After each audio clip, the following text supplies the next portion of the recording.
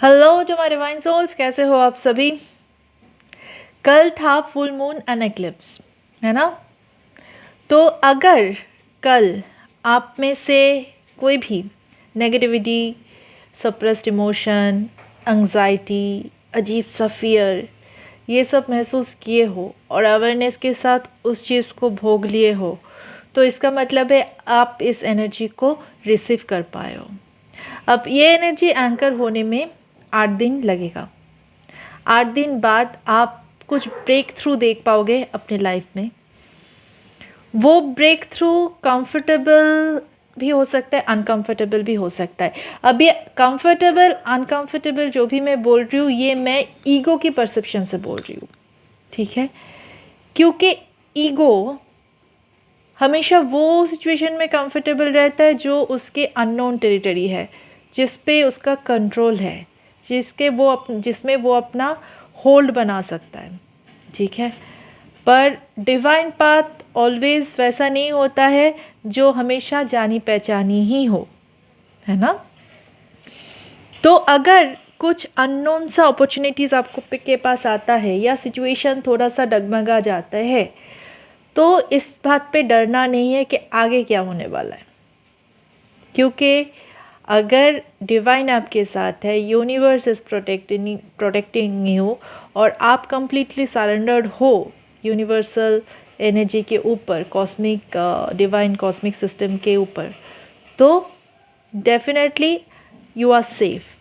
कोई भी प्रॉब्लम आपको छू नहीं पाएगा। हाँ, आपके पास से गुजरेगा, ईगो डगमगा जाएगा, बट ये चीज़ आपको अफेक्ट नहीं करेगा, ठीक है।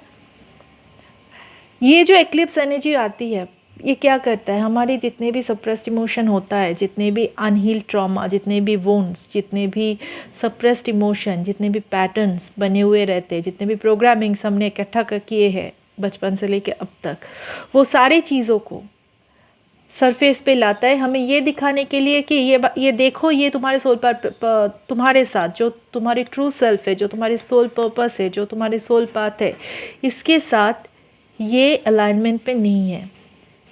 तो एक अजीब सा हलचल आप अपने अंदर से महसूस करते हो। आपको पता चलता है कि अभी this is the time I should leave it, पर फिर भी ईगो वहाँ पे अपना होल्ड बनाने की कोशिश करते हैं, और ये ईगो बोलता है कि नो, लेट इट बी। ये जानी पहचानी सी है, भले कितना भी सफोकेटिंग हो, भले कितना भी तकलीफ से गुजरना पड़ रहा हो, भले ही यहाँ पे हमारा दम घुटता हो, पर फिर भी ये जानी पहचानी सी है। पर जो अनजान है, हो सकता है कि उसी रास्ते पे हमारा फ्रीडम, हमारा परमानंद, हमारा खुशी, हमारा सोल पर्पस सब छुपे हुए हो। पर क्योंकि हम उस रास्ते को नहीं जानते, क्योंकि वो रास्ता अननोन है, हम उस रास्ते को बाईपास करते हैं, या उस रास्ते को छोड़ के हम जो कंफर्ट जोन है उसी में रह जाते हैं और उसी में सफ़र करते रहते हैं। बट अभी after this eclipse this is not possible. अगर आप ये सी चीज़ को महसूस किए हो कि this is not the place where you belong, और अभी आपको इस चीज़ को छोड़ना है, तो ये चीज़ छूटेगा। और इसको आपको क्या करना है, ये टाइम पे आपको यूनिवर्स को हेल्प करना है, so that you can let it go completely.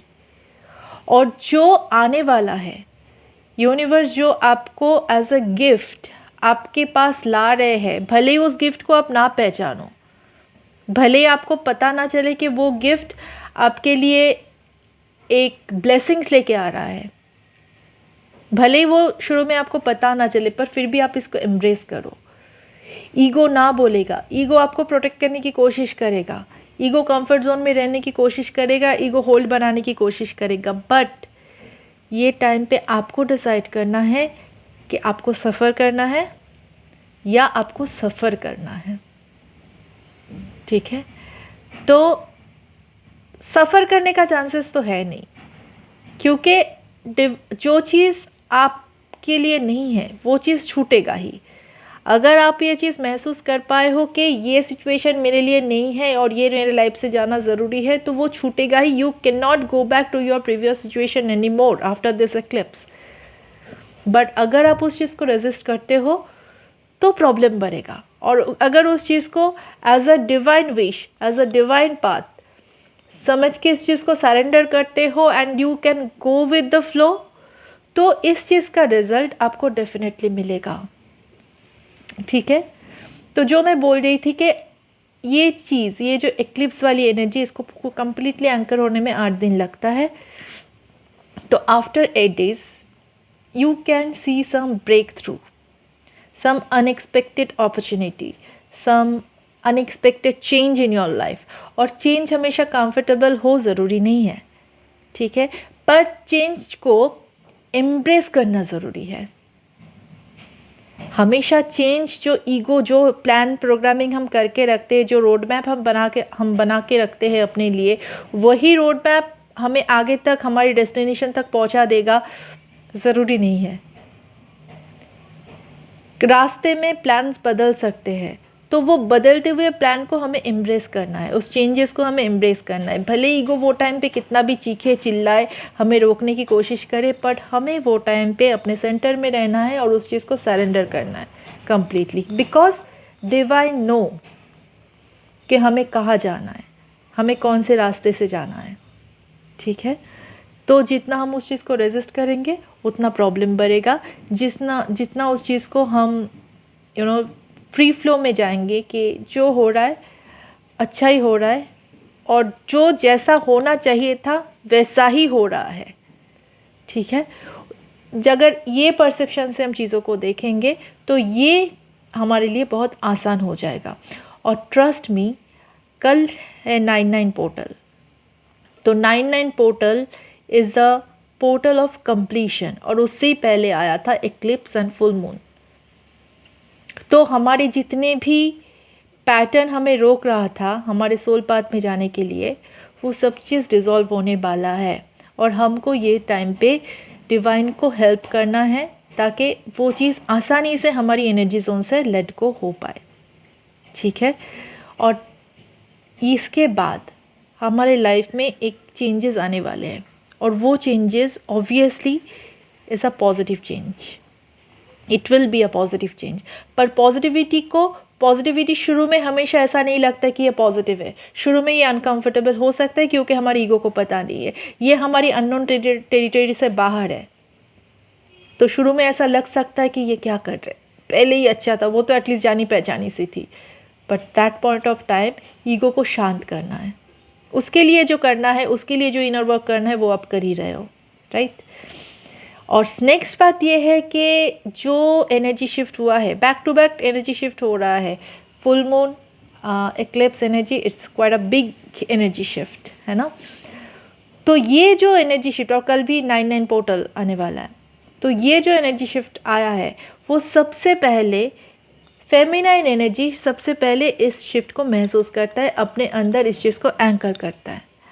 उसके बाद मैस्कुलिन एनर्जी इस चीज़ को फील कर पाते हैं। तो हो सकता है कि मैस्कुलिन एनर्जी में एक टावर मोमेंट आए, पर मैस्कुलिन एनर्जी उस टावर मोमेंट को तभी पार कर पाएंगे जब फेमिनाइन एनर्जी उस चेंजेस को एम्ब्रेस कर पाएगी।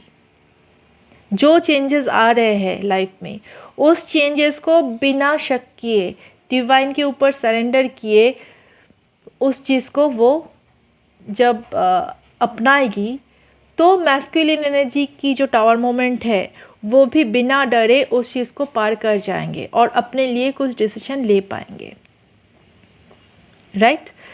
तो अभी हमको ये देखना है ये टाइम पे कि जो सिचुएशन हम छोड़ के आए हैं एक बार वहाँ पे वापस जाना अब नहीं होगा। तो अभी हमें आगे जाना है, और आगे जाना है, ये आगे का रास्ता नॉट नेसेसरी कि बहुत स्मूथ हो, अप्स एंड डाउन आ सकता है, बट वी आर रेडी कि उस अप्स एंड डाउन्स को हम पार कर जाएंगे क्योंकि डिवाइन हमारे साथ है। Each and every step divine is guiding अस। तो अगर डिवाइन हमें गाइड कर रहे हैं तो यहाँ पे हमें डरने की कोई बात ही नहीं है। हो सकता है कि चेंजेस अनकंफर्टेबल हो हो क्या, मतलब डेफिनेटली होता है, कोई भी चेंजेस आसान नहीं होता है। अगर हम थोड़ा सा हैबिट भी चेंज करते, थोड़ा सा रूटीन भी चेंज करते, तो भी हमें अनकंफर्टेबल लगता है, और यहाँ पे तो पूरा लाइफ पर्पस चेंज होता है। तो definitely it will not be a comfortable situation, पर उस अनकंफर्टेबल सिचुएशन को हमें एम्ब्रेस करना है, हमें उसको अपनाना है, और हमें इस बात का ट्रस्ट रखना है कि whatever divine is planning for us, it is for our highest good. और डिवाइन ने जो प्लान किया है उससे बेहतर प्लान हम अपने लिए नहीं बना सकते थे। ठीक है, तो बस लेट गो वाली एनर्जी में रहिए, सरेंडर कीजिए डिवाइन को, और सब कुछ अच्छा हो रहा है, बहुत अच्छा हो रहा है इनफैक्ट, जो कि हमारे ईगो को पता भी नहीं है, पर हमारे सोल को पता है कि we are on the right track.